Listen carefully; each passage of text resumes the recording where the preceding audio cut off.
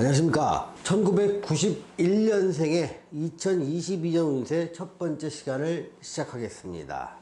자, 세운을 볼 때는요, 항상 전년도와 대비되는 이번 연도의 연결고리 선상에서 변화 요인을 살피는 데 초점을 맞출 필요가 있습니다. 그래서 2021년의 한 해를 정리하면서 2022년에 벌어질 상황과 변화 요인에 대해서 집중적으로 알아보겠습니다. 먼저 한 줄 평으로 해서 21년과 22년을 한 줄 요약을 한다면, 자, 21년에는 뜻대로 되지 않는 시기였다. 반면에 22년에는 버킷리스트의 일부 실현이 가능한 시기다, 이렇게 정의할 수 있습니다. 자, 이제 하나하나 보겠습니다. 1991년생 양띠가 2021년에는 어떤 상황이었는지를 먼저 살펴볼 필요가 있습니다. 자, 이런 상황을 살펴보는 거는요, 내 생각과 의지대로 안 되는 시기도 있고 또 노력을 해도 안 되는 시기가 있다는 것을 좀 알기 위함입니다. 만약에 여러분들이 2021년에 본인의 뜻과 계획대로 안 됐다고 포기하거나 실망하지 말라는 의미입니다. 세월이 그렇다는 얘기입니다. 자, 주변 상황을 먼저 보시면요, 2021년은 91년생에게는 뜻대로 되지 않는 시기입니다. 내가 세워놓고 내 인생 방향의 목표나 계획을 세워놓았던 것은 철저히 무산돼 버립니다. 이것은 뭐냐면 주변에 의해서 내 계획이 방해받게 되고요, 내가 세워놓은 결심과 의도와 계획은 자꾸 흐트러지다 보니까 한편으로 짜증도 나고 답답하기도 한 한 해가 되었다는 것입니다. 내 의지와 관계없이 행동할 수밖에 없기 때문에 상황의 지배력이 내 계획을 확 바꿔버리는 겁니다. 이럴 때는 참 본인의 의지가 강하고 계획적으로 행동하는 사람일수록 굉장히 실망감이 큽니다. 특히 사주에 금기가 많은 사람들 또는 수기가 많은 사람들은요, 모든 것을 행동하기 전에 철저하게 계획을 세우고 그 계획에 의해서 실천하기를 좋아합니다. 반면에 계획이 흐트러지고 내가 계획하지 않은 걸 갖다가 해야 될 때 상당히 힘들다고 느낍니다. 그 반면에 목기운이나 화기운이 강한 사람들은요, 계획이 세워놓고 얼마든지 그거에 대응할 수 있는 방안도 가지고 있습니다. 계획은 하나의 가이드라인일 뿐 계획대로 하기보다는 돌발 변수에 잘 적응하는 것이 목기운과 화기운이 많은 사람입니다. 그래서 같은 21년을 지난 91년 양띠라도요, 자기 사주에 금기운이나 수기운이 많은 사람이라면 몹시 답답했을 한 해가 됐을 것이고, 목기운과 화기운이 많은 사람이라면 그래도 좀 상대적으로 좀 덜 답답한 한 해가 될 수 있습니다. 또 주변 상황에서는요, 내가 할 수 있는 일이라고는요, 벌어진 상황에 맞춰서 상황을 수습하는 것 뿐이었습니다.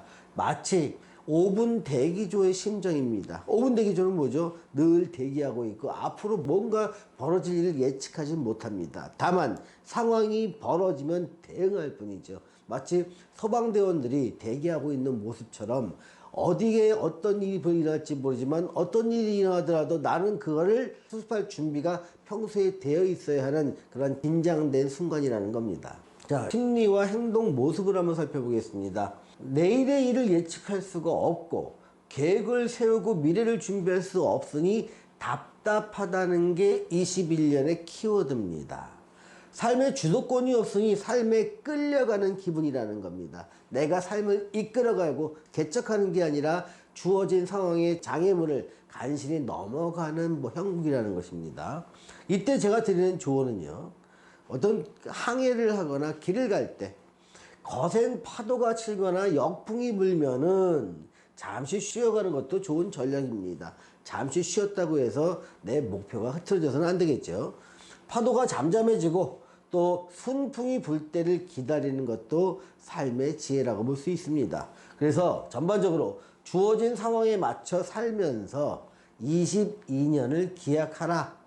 어떤 계획을 실천하고 자기 목표를 달성하기 위해서는요, 21년은 기다리고 22년을 어떤 목표를 잡아서 기약하라. 이게 제가 드리는 조언입니다.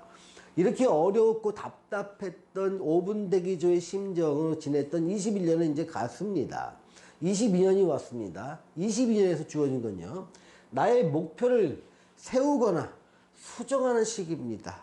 자, 수정하는 건 뭐죠? 2019년에 세웠던 목표가 다들 있을 겁니다. 그 목표가 일부 수정되기도 하고요. 또 새로운 목표를 세우기도 합니다. 자, 목표는 있었지만 21년의 어려움이 22년의 목표를 더 뚜렷하게 만들거나 수정하게 하는 계기로 작용하게 된 겁니다. 즉 21년의 어려움은요, 좀 더 미래를 확고히 하기 위한 시련, 이 정도로 받아들이고 그 어려움을 딛고 22년에는 목표를 세우고 전진하는 겁니다. 이 22년에는요, 버킷리스트 중에서 일부가 실현 가능해집니다. 버킷리스트는 늘 바뀌기도 하고요. 또 상당 부분 고정되어 있지만 추가되는 부분도 많고 빠지는 부분도 많겠죠. 그 중에 일부가 실현되는 겁니다.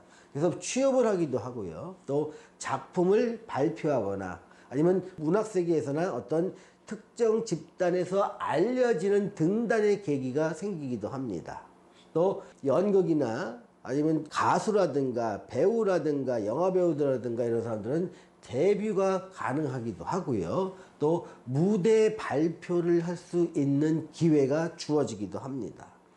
또 상대방의 적극적 구원이 있게 됩니다. 연애를 하시는 분들이면요. 그래서 이 상대방이 자꾸 결혼하자는 적극 애정 공세에 의해서 결혼의 가능성도 높아지는 시기가 바로 2022년입니다. 자, 이때 나의 심리와 행동 모습을 보겠습니다. 근데 경거망동은 이때 절대로 하시면 안 됩니다.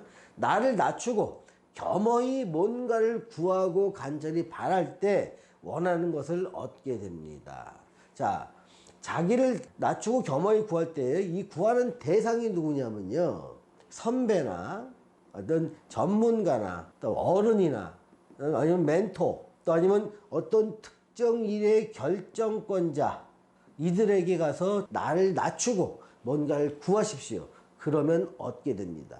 다만 작은 실수가 큰 구설과 시비로 이어질 수 있는 시기이기 때문에 각별히 조심해야 될 시기이기도 합니다.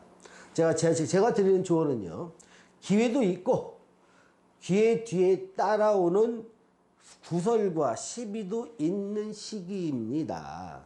나를 낮추고 상대를 존중할 때 구설과 시비는 잦아들고요, 기회는 커집니다. 아무쪼록 2022년이 여러분의 인생에서 중요한 교두보로서의 역할을 할 수 있는 의미 있는 한 해가 되시기를 기원합니다. 시청해주신 여러분 감사합니다.